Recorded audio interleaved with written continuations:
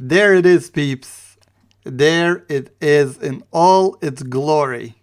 I got suckered big time into paying $160 Canadian for the premium edition to get this game because I believed in the ability of NetherRealm in delivering such an action-packed Mortal Kombat after playing Mortal Kombat 11 and being so addicted to it since 2019 until 2023 when this game has landed.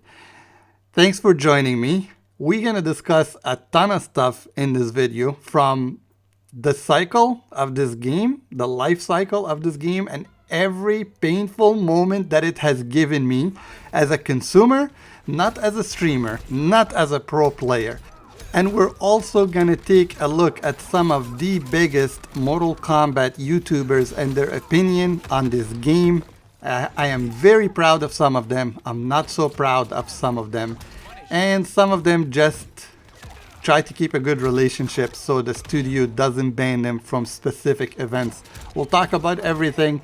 If you want this video to reach the dev team, I do ask you to share it, to like it, to give me your opinion. How much did you pay on this game? What were you expecting? Because if you want this company to actually change and things to be somewhat back to normal, where games are fun but not a grind, you need to voice your opinion as a consumer. You cannot just be always acting as a fan. You are a consumer. You're funding them. You're funding that company. And you need to look at it that way in order to fix things. All right, let's get into it here. So if you haven't noticed yet, Mortal Kombat 1, according to the definitive edition that just got released on the PlayStation 5 and probably on the Xbox store, I haven't checked because I'm very disappointed, means that the game is done. Why would it be done? Because once you package everything in the final edition, the definitive one, that means there is no more content. I really do hope that I'm wrong about that, but I highly doubt it because it wouldn't make any sense. This is the company's pattern. Every YouTuber that documents from this company has said, once this is out, it's over. Now, I want to start off in the beginning by one specific YouTuber that documents this game, and that is Dynasty. Look at what Dynasty said. It is what it is, man. I never liked this game. I haven't played it in months. I'm being completely honest. I probably not played this game in fucking 4 months, maybe. I think the last character I used was T1000 for like an hour, and Conan for like an hour. That was it. I've not enjoyed playing Mortal Kombat. I hate to say it. Since MK1. I know I just said that. I hate to say it. Now, I am proud of him for finally admitting that he does not play this game. This is something that most YouTubers are not going to say because they depend on this game for their live stream, and also they don't want to be on bad basis with the company because Ed Boon will ban them, or maybe Warner Brothers will ban them from specific events because they don't follow the mold. You gotta be obedient. You gotta be promoting the game. You gotta be saying something positive about it. And Dynasty, once he got burned from the studio, he's kinda more honest about his opinion in a good way. And he finally admitted that he doesn't play this game. He just doesn't play it. And we're gonna get into the roots of the problem right here, especially for somebody like me. So 160 price tag. Where do you go from there? You go for a promise that the company has said this game is going to be supported longer than any other game we've done before because we were putting in our heart and soul into it and we wanted to keep going for multiple years. Mortal Kombat 11 lasted barely for 2 years, maybe a little bit over. The content was always limited and people wanted more. I was so addicted to that game. That game was so action-packed. It was like a movie in action right in front of me. Everything was action-packed and I loved it. So because of the good name that they made with that game, and because I was on a high, I was waiting for Mortal Kombat 1 and I was thinking to myself, if the graphics look the way they look in Mortal Kombat 11, there is no way in hell they can mess it up because I've seen Unreal Engine 5 and what it could do. So I'm like, we're going over to the Xbox Series X and S, We don't have to worry about the old gen anymore. This is gonna be crazy. And the game comes out, and the graphics do not impress me from the minute I see it. I look at it and I'm like, what is happening? And then some people start creeping in saying, oh, it's because of the Nintendo. They had to support the Nintendo Switch, and that's why they took a dip in graphics. And I'm like, well, why though? Why would you support the Nintendo Switch when people are looking forward to the next big hit, something that's gonna look amazing over the older game? So the graphics was a disappointment. But let's get back to the main point. This game did not reach the 2 years mark. It was released in September 14 of 2023. We all got it at that point. It was a broken game. I don't have details on the timeline when they started patching things, but the major stuff was there is nothing here that's for us to do as the players. So when it came out, it didn't have lobbies. Everybody was like, okay, you know what, we're gonna tolerate it a little bit. There is the story mode, let's get busy on that. And from there, the lobbies are gonna come and more features are gonna come. We had the shrine. Remember, the shrine wasn't available at the time.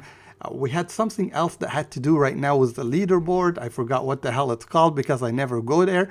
And people were talking about these things that is gonna be the next big thing. From there, the updates started coming. Invasion was very bare bone grind. I am asking ChatGTP, I'm like, how long does it take for me to finish the invasion mode? It says around 120 matches in order to finish everything in invasion mode. Can you imagine the grind that you gotta do for 120 matches to finish a season? What is it you get in the season, you say?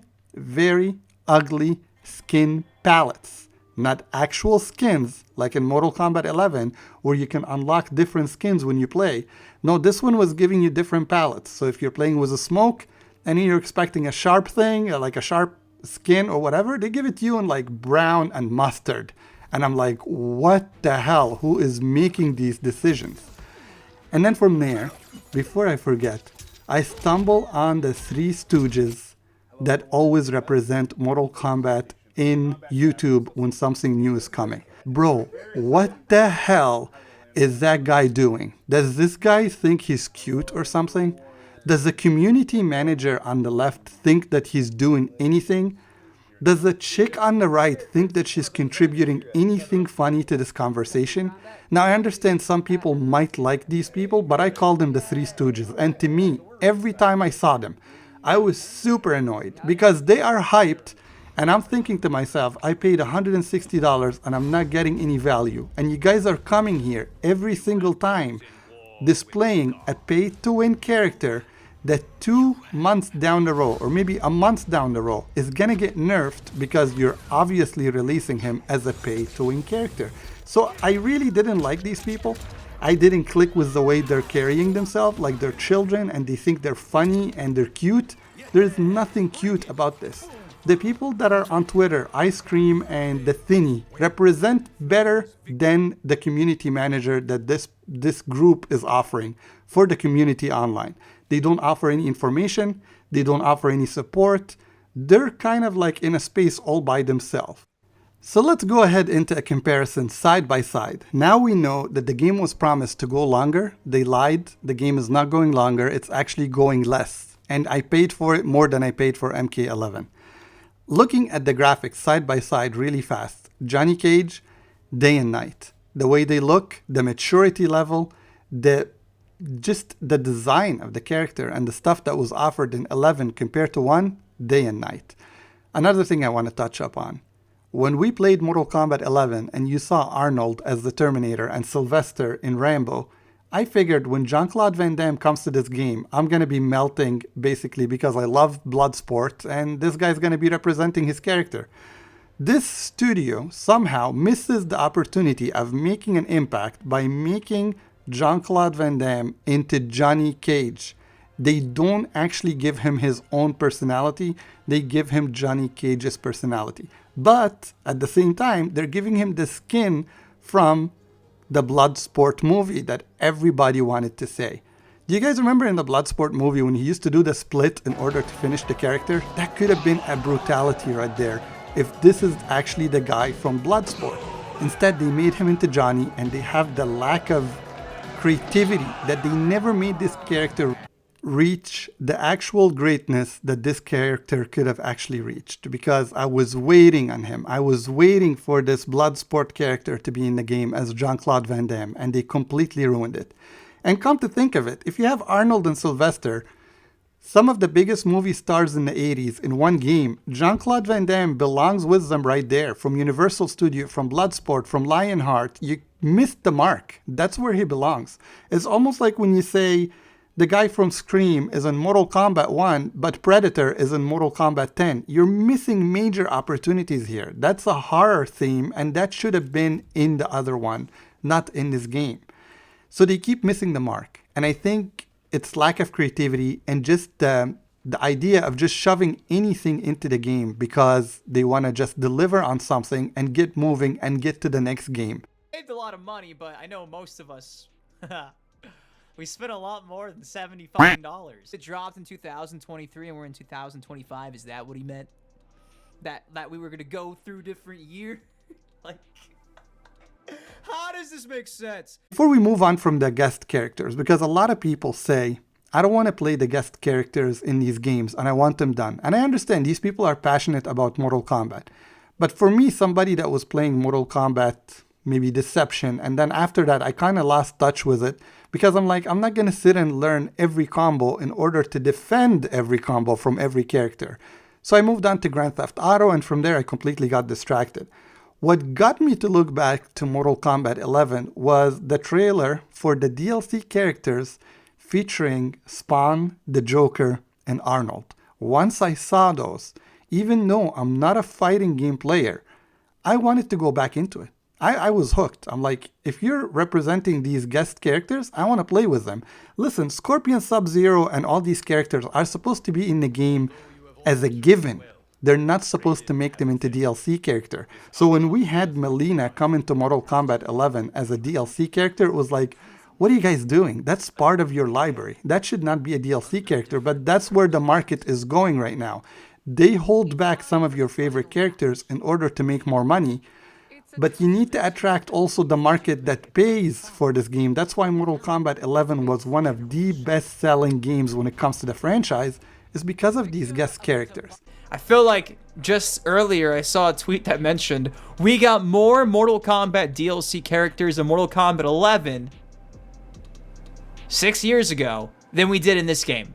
And when you look at it, Mortal Kombat 1 went through multiple stages in these 2 less years that we had, that every time you released a guest character, it would spike. A lot of people would come back and there's a lot of hype.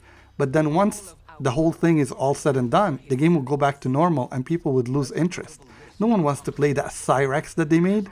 No one wants to play Sector, even though they were good characters, but they were not the characters that we wanted from MK11. Everybody was telling them in MK11, make Cyrex and Sector playable. But they wouldn't listen to anybody because they just wanted to move on to the next game. Now, we talked about Dynasty in the beginning and his opinion about this game. And I'm proud of him that he finally said, I never played this game because I didn't like it. He finally said it at the end of the life cycle of the game.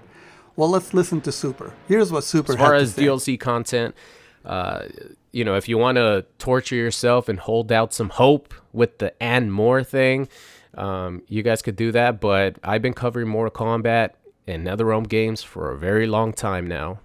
Pretty much 15 years. And once the Ultimate Edition comes out, Definitive Edition, it's all over. So for me, before we move on off of the YouTubers, one thing you gotta keep in mind is how much time are these YouTubers that support this game are spending on it compared to a casual person like myself. There is different levels to gaming. Gaming is not supposed to be a punishment, but if you watch Super's channel, you'll know that he spends so much time in training, it's not even funny.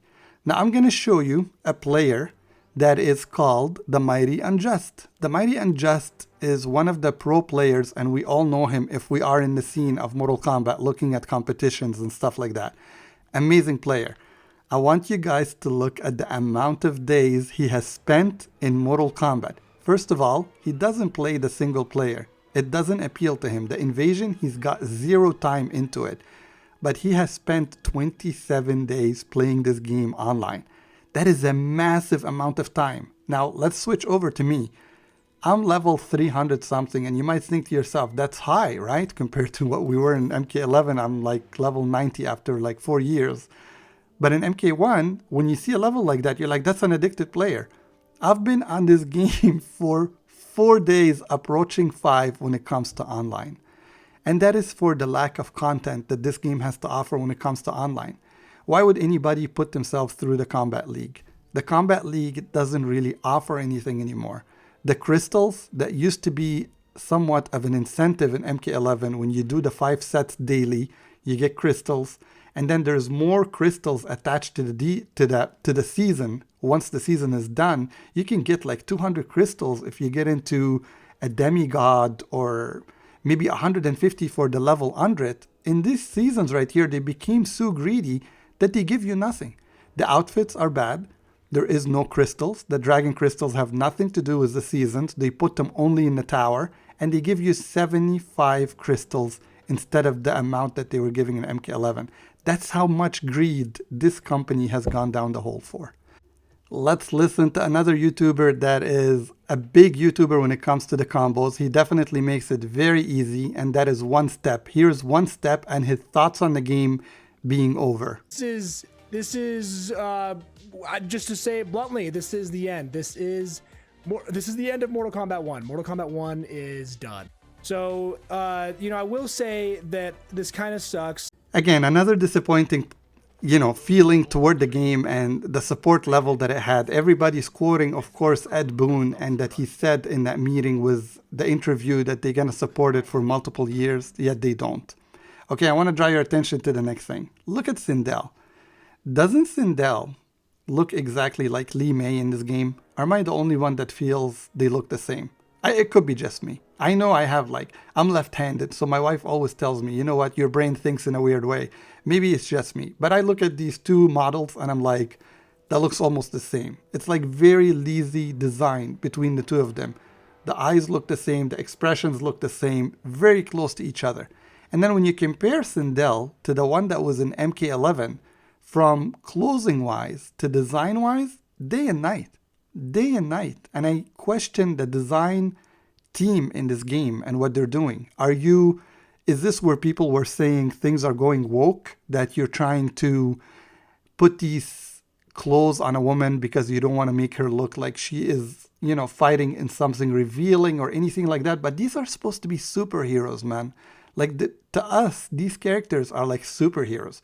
That's why when you look at them, you're looking at them in outfits that not me and you, I can't wear what Sindel's wearing, but people, female-wise, can't wear what Sindel is wearing in this game because she's a freaking superhero in our eyes, right? She's a killer. She's the queen that basically abandoned her husband, double-crossed her daughter, and it's just a whole thing behind her, right? It's not supposed to be a normal person. But then when you see the Sindel, the design that they did in Mortal Kombat 1, you're like, why did they make her so bland?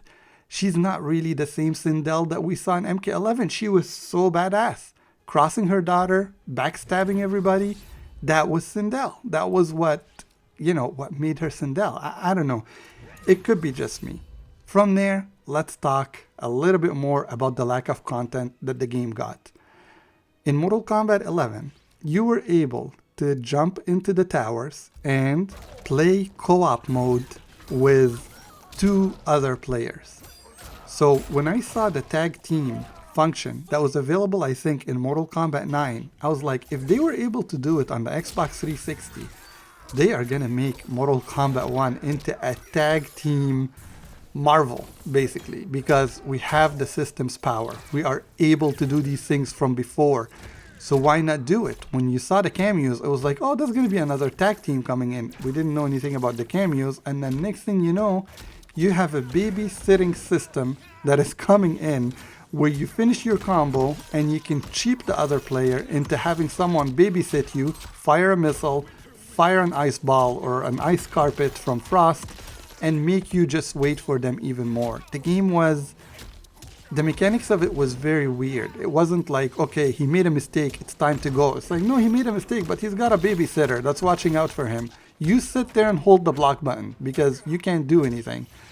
Now, I know there's different levels of players, but again, like I said, the Mighty Unjust has spent 27 days for this game compared to a regular person like me that spends 5 days. And I'm never going to be on the same level as him, so he might know how to get out of something like that, but casual players are going to get frustrated, and they will look back to that mode in MK11 and say, why didn't you give me a co-op mode that maybe I'll have a badass player with me that can kind of carry me through these things? Or maybe we'll fight the computer like we did in MK11, and it's so much fun because I might have a friend with me. When I see the computer abusing them, I'm laughing, they're screaming, and there's so much fun happening.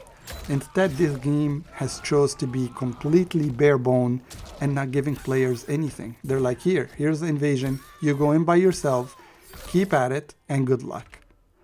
From there, let's talk about the rooms. From the beginning of the game's life cycle, every update, I told my son, I'm like, I think this is going to be the update that they give us, the rooms, where I can go inside and see who I can compete against. Because every time I go into the casual versus online, the game tosses me against killers, people that are putting in more time than me, and I stand no chance. And I think I'm a decent player in the game, but I'm just not on their level. I played GTA, I played Forza at the same time. I go test other games on the Game Pass, so when I come back to Mortal Kombat, I don't remember everything that I trained. And there's so many characters with variations of the cameo that my brain didn't even remember the brutalities and the fatalities like it did in MK11. There is just so much to be offered in this game, and that's a plus, by the way. It's a plus if you would have supported the game for a very long time. It's not a plus if you support the game less than Mortal Kombat 11 that had less content in it combo-wise. You have so much potential here in MK1 because you're adding all these cameos and they mix with every character differently, and you're not giving me a chance to learn anything because it's frustrating. I can't pick a player and say to myself, oh, okay, that player is sitting at 40%, I'm sitting at 60, I might have some fun here in a casual room. You took those rooms away. And again, that reverts to you paid $160 like a sucker and you didn't get the functions that were available in an older game. It makes you feel really shitty as a customer. You're like, I didn't get my money's worth. I paid less than that for Grand Theft Auto 5, and look how many downloadable content for free has been offered by Grand Theft Auto 5. It just doesn't make sense what this company is doing. And it will catch up with them. Like you see Ubisoft with Assassin's Creed. Players got exhausted. The company went into almost bankruptcy mode. Things that EA does, very similar. They release a game, players are angry, they end up losing millions of dollars. This is going to be the case for this company as they keep frustrating players over and over and over again. Let's take a look at another gamer, and that is Rufamonger, my buddy from Canada, and I think he's the closest to my age, and his thoughts on the game being done. And my friends, we got not the best news today. It does look like we are at the end of the line when it comes to Mortal Kombat. And this game was promised to be the game that would break that cycle, the game that would get many and multiple years of support and content. NetherRealm Studios very much believed this at the time, because they didn't have a reason not to, I guess, and, Ed Boon was confident enough to get on camera for it. Well, just like we did with Mortal Kombat 11, we're going to release a second part with more story. We have a big surprise after that. We're going to work on the game for years to come. Rufamonger is a cool guy. I reached out to him on Twitter when this game was released, and I'm like, do you want to play MK11 with me? He's like, I deleted that game and I'm never going back to it. So Rufamonger is cool. I know he's a busy guy, but I speak with him on Twitter here and there, and he's a cool guy. He's very polite. He returns the response, and to hear him kind of, also quoting Ed Boon and giving the gamers a different perspective, because someone like Sikander, he went off on Ed Boon, and I understand where Sikander's coming from. I know a lot of people don't like his anger level, and he kind of goes over the top, but I understand when somebody's telling you promises and they break the promises, you get angry. And honestly, I get angry like that, but my maturity level keeps me grounded. So going back to Rufamonger, listening to his response and quoting Ed Boon, how embarrassing it is to keep quoting him. The entire internet on Twitter is quoting that interview, and he says, we're going to support it for longer than any other game, and it's actually supported for shorter than any other game. So I kind of see where the anger is coming from as well on Sikander, but there is no need to go to that level because the point that Rufamonger gave, maybe Ed Boon did want to support this game longer, but the lights are being turned out on them by Warner Brother, and there's nothing you could do. When you're working for an employer that your life is always on the line, job-wise, you have nothing but to bow down. And I feel like that is the case for this studio. Now, they could have done a little bit better for us when it comes to design-wise. I know they took the lazy way out of frustration, because design-wise has nothing to do with Warner Brother. The way these characters are dressed in this game has nothing to do with Warner Brother. This is a decision made by the design team. And I feel like the design team went in a different direction. Again, it could be because of this whole woke thing, or it could be because of frustration, because their life is always on the line. They're like, why should I invest? Why should I invest into this game? Let them understand that we're not really into it. Our heart is not into it anymore. So where do we go from here? It's very important. If you are a consumer and you want things to change, you gotta let yourself control your urges a little bit when you see the next game being offered. If you see another Mortal Kombat coming, don't rush out and put a pre-order on it. I've learned my lesson. You gotta see this game come out and see the reviews. Not everybody's a streamer. Okay, so Rufamonger, Sikander, The Mighty Unjust. I just give you 3 different examples. Rufamonger is a YouTuber, right? He's documenting fighting games. Sikander is a streamer. He's gonna get the game because that has to do with his lifeline on YouTube. He needs to stream, and he's starting to do some competitions. Someone like The Mighty Unjust, he does competition. So people like that don't represent the casual gamer like you and me. So when they rush out and get the game, let them rush out and get the game. It has to do with their livelihood. But you as a gamer, you need to control yourself and not buy the next game until it comes out and the reviews are in. They need to do better than this. You need to understand that you did not get good content in this game. You had multiple missed opportunity. If this game was supported longer than this, we could have had all the male ninjas and all the female ninjas in the game. That is a missed opportunity right there. You could have had an amazing roster. You could have added tag teams. You could have kept innovating. Just like other games that we see, they keep innovating. And this game could have gotten that if the support was longer. So speak with your wallet. Speak with your wallet as a customer, not as a fan. Remember that. If you keep chasing these guys as a fan, you're never going to see things improve. Most of these companies, there's capitalism behind it.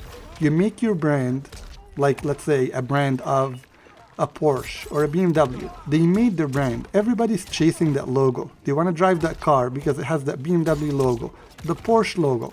Well, if the service goes down and the quality goes down, are you still chasing that badge? And this is exactly the same here in the gaming industry. They're capitalists in the background. They want to capitalize on the brand that they built. We all love Mortal Kombat. We're all chasing that badge. But at the same time, if the badge is not really representing what you fell in love with from the beginning, it's time to hold back, let them introduce a good product, and then reward them for it. I hope this video was helpful. I think my perspective is different than other YouTubers because I'm not really heavily dependent on this game and the income it brings me. I'm more of a consumer than a fan. I will never be just a fan. I appreciate your work, but I'm paying for it. You're not giving it to me for free. So you need to appreciate me in return, and you need to communicate with me. This team that you put on YouTube coming out acting like kids, thinking that they're cute, are not really something that is represented. Like, it's not something to represent this game. I don't like it.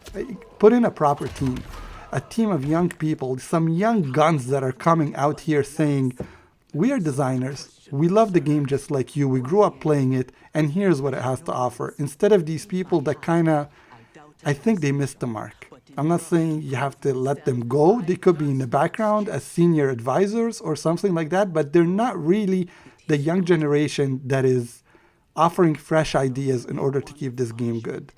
comparing MK11 to Mortal Kombat 1, the content, the skin, the modes, the rooms, everything, it has fallen short. And if the next game looks like this, it could do you in really hard. And I really feel like you have a big hole to dig yourself out of, because with GTA 6 around the corner, someone like me, I can tell you right now, I'm not looking at the next game. All these people that are giving their opinion and saying now it's time to look forward to Mortal Kombat 2, no, I am not looking forward to Mortal Kombat 2. I haven't mastered Mortal Kombat 1 in order to enjoy Mortal Kombat 2. You didn't give me time to master Mortal Kombat 1. I still forget the combos. I don't remember all the brutalities. I don't remember the fatalities. I haven't experienced this game to its full potential because you didn't give me any fun mode to experience it. And that's basically the bottom line, because your consumers have said so. Guys, I hope you enjoyed the video. Thank you for lasting for this long. If you did enjoy it, share it. Hopefully Ed Boon would see it. Hopefully other people would see it, and this company steps out of this rot that they put themselves into and stand a chance when GTA 6 comes out and they don't actually go bankrupt. I'll see you guys on the next video, and enjoy your weekend.